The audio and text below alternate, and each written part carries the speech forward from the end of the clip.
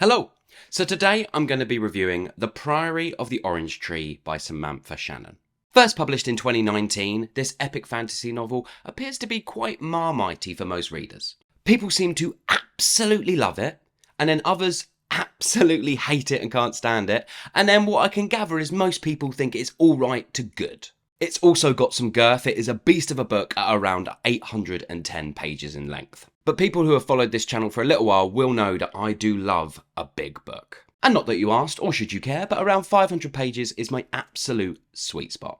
Now, this book has been on my shelf for quite some time, but I found it in a charity shop for around 50p, which for an 800-page novel is an absolute steal. But it was just staring at me. It's big, it's cumbersome. I was looking at it on my pile of to be read, and I thought, you know what? I'm just going to get it done. So what's this book about? We follow 4 perspectives in the book. 2 in the west, Tané and Ruse, and 2 in the east, Loth and Ead. In the world of this novel, the west and the east have very different religious views. People of the east place their faith in dragons, and they work with and live with dragons. And people of the west fear, hate, and kill dragons. There are also 2 types of dragons in the world of this novel, those that breathe fire and those that are more water-based. And the fire breathers equals bad.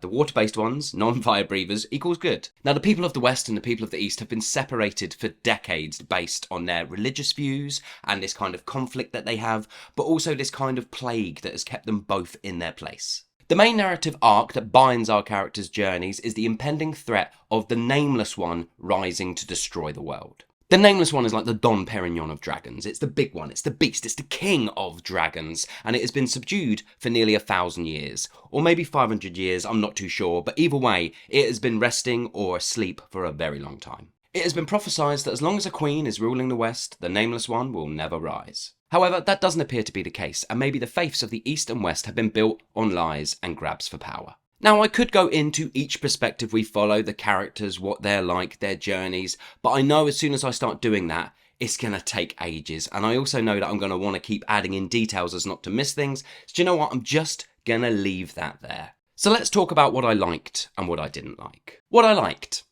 all the characters in this book. Didn't love any of the characters, but I liked all of them. They were all pretty well rounded, with a decent amount of backstory that gave clarity to their motivations and relationships. The world building was my favourite element of this novel. It was rich and detailed, and I really enjoyed jumping into the laws and traditions of this world. I like the politics at play. This novel leans more into the politics than it does the action, the backstabbing and the grabs for power. It lent the novel a level of maturity that I wasn't expecting from a book that has talking dragons. I love that this is a feminist novel with women in power. The main characters that we follow are women and they are all well-rounded. And I really like that in this world, gender doesn't really seem to come into play too much, which for an epic fantasy novel I found really refreshing. So what didn't I like? The pacing isn't the best. The story doesn't justify the page count in my opinion. If this was around 400 to 500 pages, I feel like it would have moved at a much better pace. My next dislike is that the balance between the perspectives we're following, in the latter half of the book especially,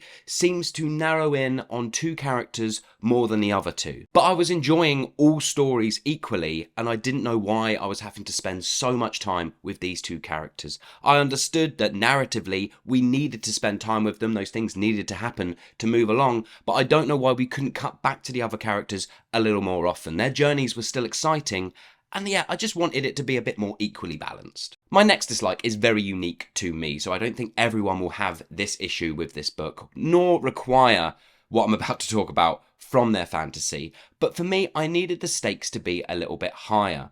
And for that, I needed this book to be a little bit more violent, a little bit darker. It is an adult epic fantasy, and therefore, yeah, I just needed to fear things a little bit more. I needed there to be real consequences and violence in this world. Now, the political games at play are quite violent and dark, and there's a lot of backstabbing going on in that sense, but I just needed the actual violence to be heightened a little bit. And that's not to say that characters don't die, characters that I was quite attached to, but not enough for my liking. Yeah, I just felt like the stakes could have been lifted a bit more and I would have been way more invested and sort of fearful for our characters. And my final dislike is that this book at times was a little bit too much tell and not enough show.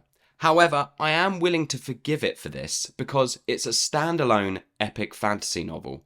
If it didn't do massive info dumps, I don't think it would have created a rich and detailed world, and I would have liked it even less. So I can forgive it for that, but yeah, for those of you who really hate Tell Don't Show, you're not going to get on with this one. There are massive sections where it's just info being thrown at you. So there you go, that's my likes and dislikes and my general thoughts and feelings. It's a mixed bag, this novel. About a third of the way through, I was genuinely really enjoying this novel, so I took the plunge and I bought the prequel that has just been released. However, that was before I hit the pacing issues and before the novel started leaning more towards two characters than the other two and the balance fell out of loop a little bit.